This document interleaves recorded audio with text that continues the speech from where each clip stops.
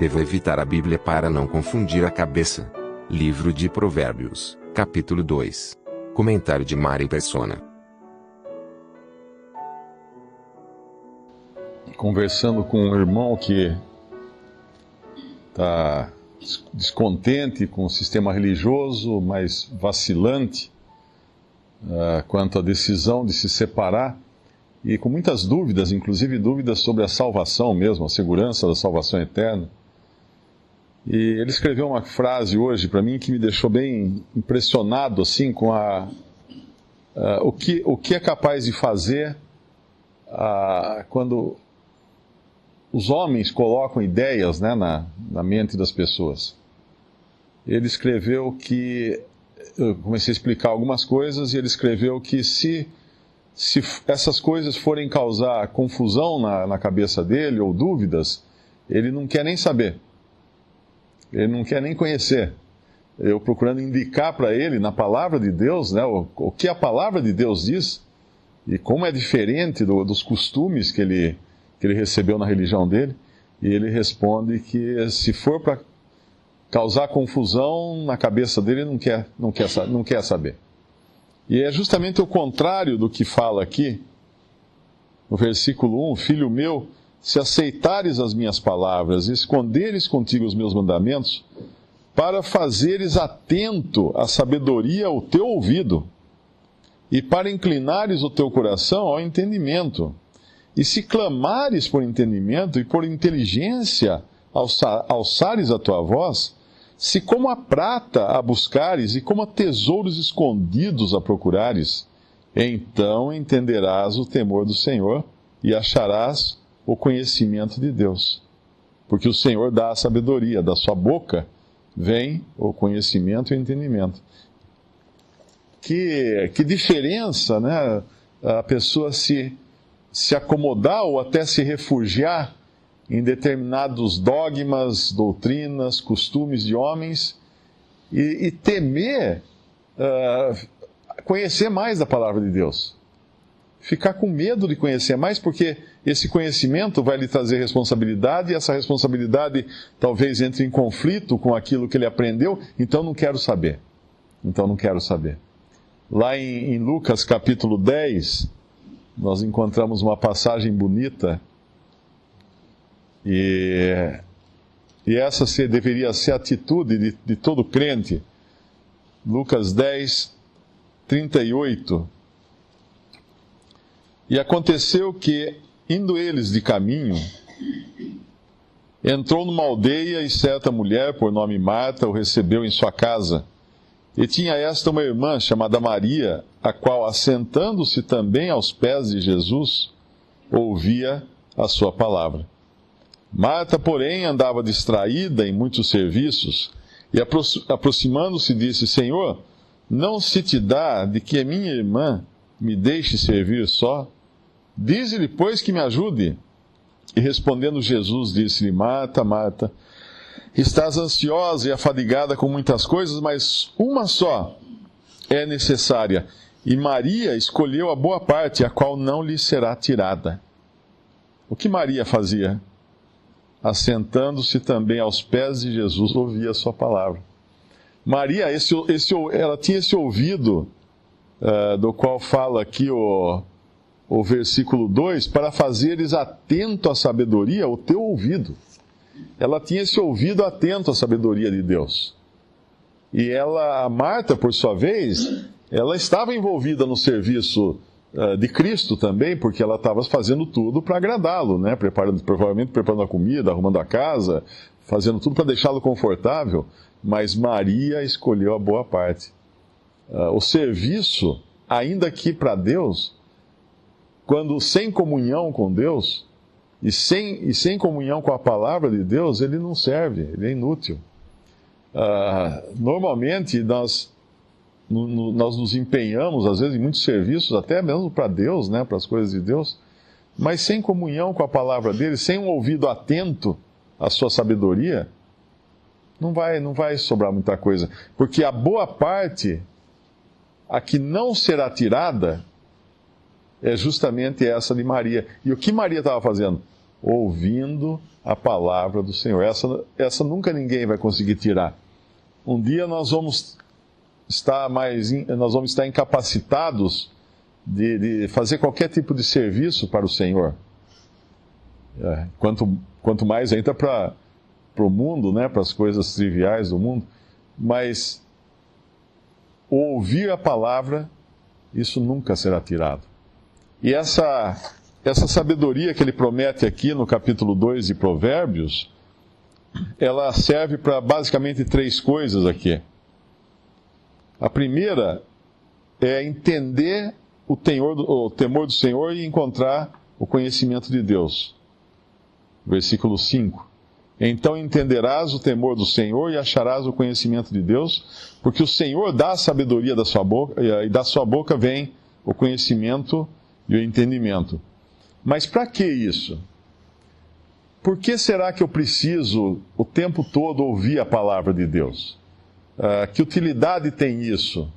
Será que é para eu adquirir mais conhecimento intelectual, decorar mais versículos, ou aprender alguma coisa interessante da Bíblia?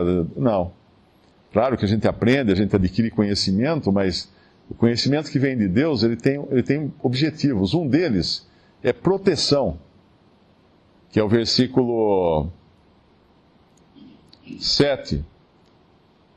Ele reserva a verdadeira sabedoria para os retos, escudo é para os que caminham na sinceridade. A sabedoria de Deus é um escudo, é uma proteção. Nós, quando saímos à guerra, né, nós não, mas quando um soldado sai à guerra, naquele tempo em que se usava espada, escudo, capacete, couraça, tudo, ele tinha que levar o escudo, porque o escudo o protegia bastante, né, de ataque dos ataques do inimigo, tanto os ataques de perto quanto de longe. Porque às vezes com a espada ele poderia repelir um ataque próximo, um soldado que o atacasse de perto, com uma outra espada, com uma adaga, de alguma forma assim. Mas as flechas, por exemplo, não dava para ele se defender de flecha usando espada. Ele tinha que usar o escudo. Então existem coisas que vêm de longe, existem dardos que vêm de longe. E a proteção que o crente tem é a palavra de Deus, é a sabedoria de Deus para defendê-lo. Então essa palavra, ela serve não só como para aumentar o conhecimento e sabedoria, e conhecer também os pensamentos de Deus, e formar as nossas opiniões de acordo com as opiniões de Deus. Isso é importante também, com esse negócio de Copa do Mundo, de eleições e tudo mais. Nós vemos muitas vezes, e até entramos nessa onda, né, de fazer críticas ao governo, fazer críticas aos partidos, fazer crítica às autoridades, às vezes até de forma agressiva, ou piadas, coisas desse tipo. Mas será que é deste modo que a palavra de Deus nos forma? Será que é assim que ela forma os nossos pensamentos? Porque quando nós vamos lá em Romanos 13, nós vamos lá em 1 Pedro, 2 Pedro, não me lembro agora, nós vamos aprender que é o contrário. A maneira do crente se comportar perante as autoridades é de sujeição, é de orar pelas autoridades constituídas e de não ter nada com os negócios desse mundo, não ter...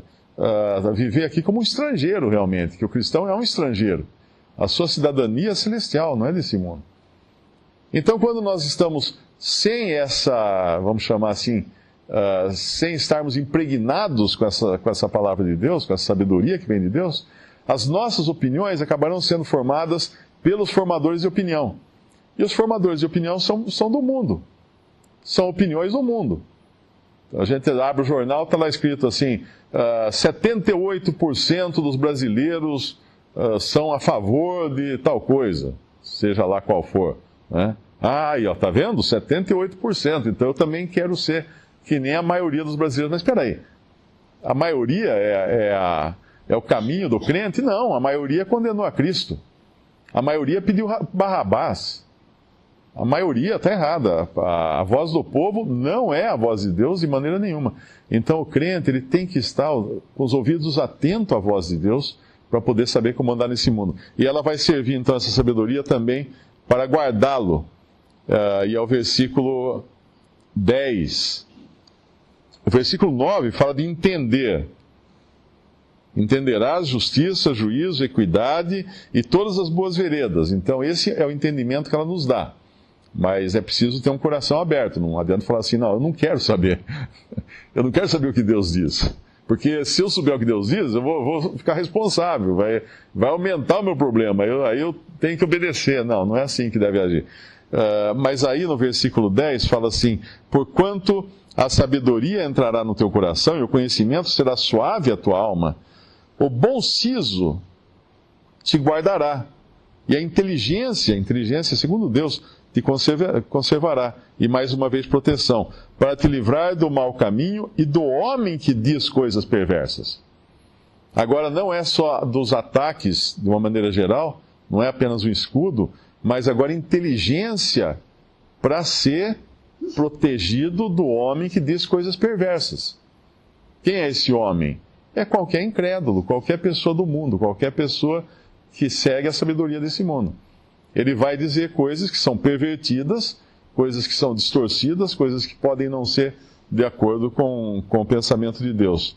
E do versículo 13 fala efetivamente que é por aí, né? Eles deixam as veredas da retidão para andarem pelos caminhos das trevas, que se alegram de mal fazer e folgam com as perversidades, cujas veredas são tortuosas e desviadas das suas carreiras.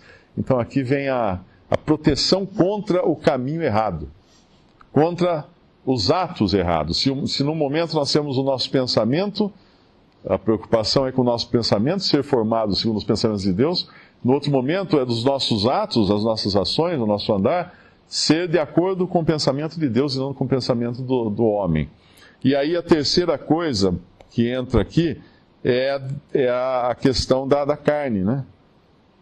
Da carne.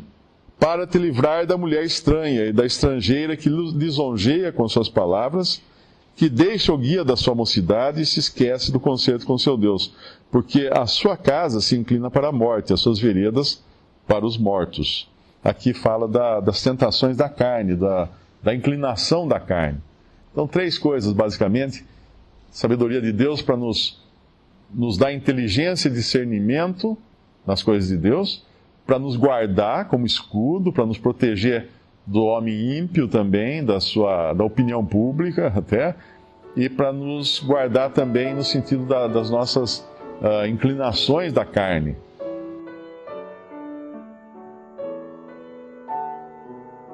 Visite Respondi.com.br. Visite também 3minutos.net.